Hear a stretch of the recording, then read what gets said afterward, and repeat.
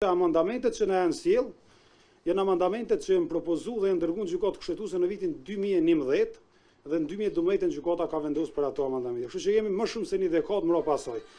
Pra kemi të kalu çdo afat të shqyrtimit të atyre amendamenteve.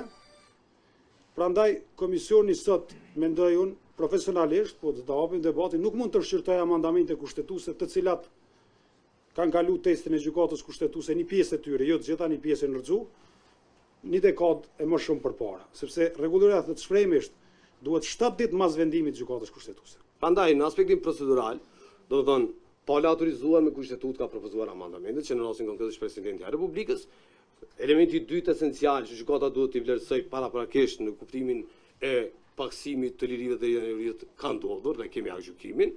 Dhe ajo çfarë mbetet të ndodhë është votimin e seancës plenare pasi që Komisioni për Legjislacion i ka dërguar rekomandimin, që i shërben natyrisht të zhbllokimit të një situate të rëndësishme për të krijuar institucionet, për të zgjedhur presidentin apo presidentin e Republikës në një rrethon kur mungon konsensusi politik për të ndjekur procedurën e drejtanishme të zgjedhjes së presidentit apo të presidentes së Republikës. Shkelja e afatit dhe shkelja e çdo parimi të ndryshimeve kushtetuese. Edhe nuk mujna mendojnë me bo një procedurë. Dhe në emër të lëvizjes vetëvendosje, paraqes qëndrimin tonë që aktgjykimi i vitit 2012 është i vlefshëm dhe ne kërkojmë që këto amendamente sa më parë të kalojnë në procedurë parlamentare.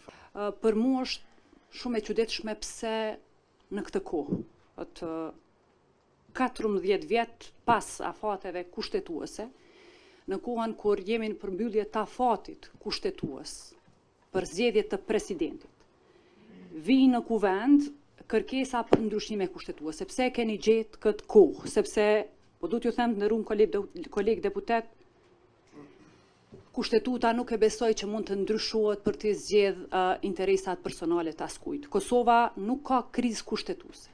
Kosova ka krizë për të siguruar marrëveshje politike e konsensus, prandaj për herë të parë po dështon zgjedhja e presidentit për shkak të mungesës së shumicës për t'i hapur rrugë krijimit të institucioneve të. Kjo nuk është absolutisht një rrugë zgjidhje e natës së sotme dhe urgjencës në të cilën këto procedohen. Reformat kushtetuese kërkojnë kohë, kërkojnë analizë dhe kërkojnë mirëfilli që të pozicionohemi në dobi të funksionalitetit të shtetit tonë dhe jo me urgjencë të procedojmë me amendamentet për të cilat nuk kemi as minimumin e kohës për të diskutuar rreth tyre dhe kjo kërkon një debat edhe shumë më të gjerë qytetar dhe involvim edhe të aktorëve të tjerë që nuk janë vetëm politik, se jemi duke folë për karakterin politik të shtetit tonë.